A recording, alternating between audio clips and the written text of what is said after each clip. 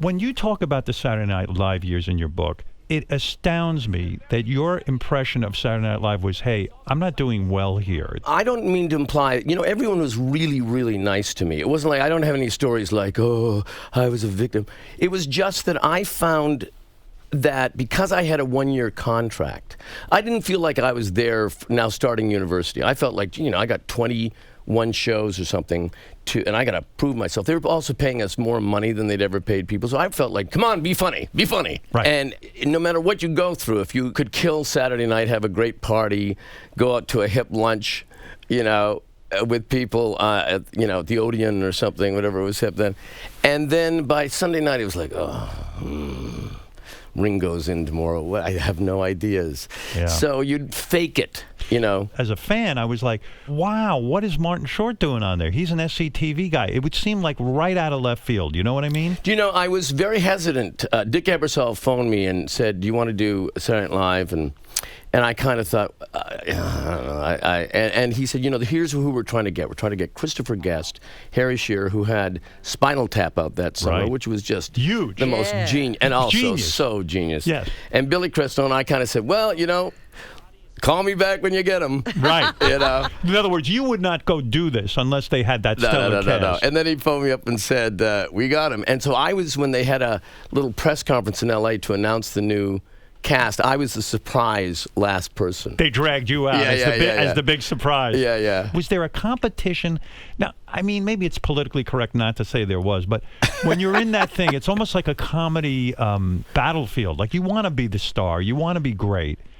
I didn't, honest to God, I swear to you, because I'd come from SCTV, where it wasn't about that. Collaborative. I just wanted to survive. I didn't want to be in 9 scenes. I wanted to be in 2 scenes. Right. And usually I was just in 2 scenes. Right. And again, after the 3rd show, I went back. I had a new little baby.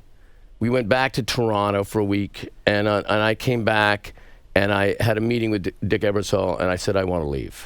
Well, you said in your book, had you been more relaxed about Saturday Night Live, had you been like me watching it and saying, oh my God, this guy's brilliant on it, you might have stayed a few more seasons. I don't think I would have stayed longer because it was always a 1-year contract, and I had a 9-month-old baby. Right. And I think I would have enjoyed myself there more. And by the time the year kept moving on, I was figuring out how to do it. I was calming down.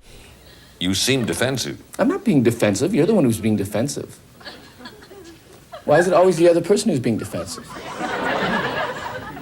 Have you ever asked yourself that? Why don't you ask yourself that? Did it freak you out doing live television after doing SCTV and being able to edit? I mean, it is kind of... I remember the after the first show, I went to get a tape on Monday. Right. And Davey Wilson, the director, said, I just saw him. He said, what are you doing? I said, I was just going to get a tape for don't do that. Don't look at it. It happened. It existed. It's gone.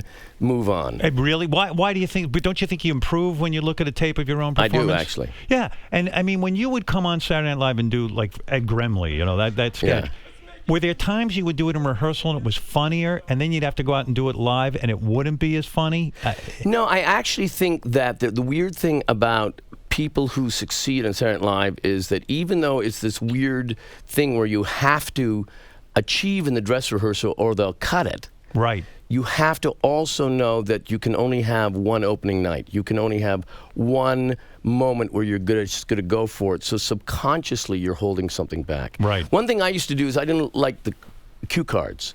And I used to... would you memorize the entire script? Well, and then I would go off. I'd get lost a little bit, and I'd improvise, and I'll say, look at the window, Yeah, but that screws the director up, right? Because, yeah. Right. So I said to them, I remember the first day, I said, no, I don't need cue cards. Oh, no, you have to have cue cards. Those are the rules. Right. I'd say, oh, good. So I'd take out my contact lens, and it was now a blur, because I just didn't want to do that thing.